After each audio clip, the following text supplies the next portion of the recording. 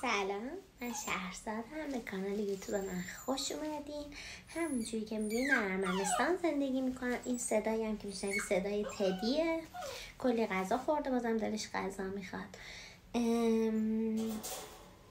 رفته بودم امروز فروشگاه ایرانی. گفتم شاید مثلا براتون جالب باشه که بیام بگم که مثلا ماهایی که اینجاییم میریم یه سری چیزایی که دوست داریم ما فروشگاه ایرانی میخریم.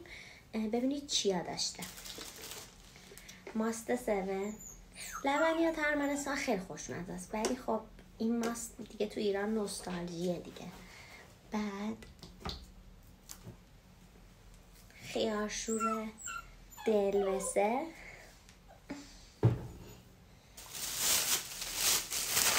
از این کیکا،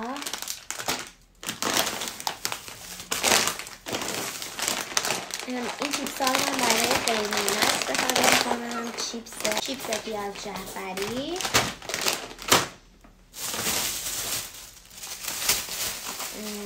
ساق طلایی خیلی خوبه. مثلا من که الان رژیم قند گرفتم، قند مصنوعی نمیخورم، این یکم جلوی هوسامو میگیره.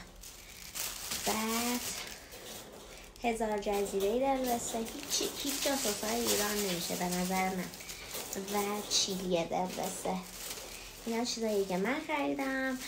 به پول ارمنستان، به واحد پول اینجا میشه 6350، به پول ایران میشه حدودا 1,400,000. حالا شما به من بگید که خوب خریدم یا ضرر کردم.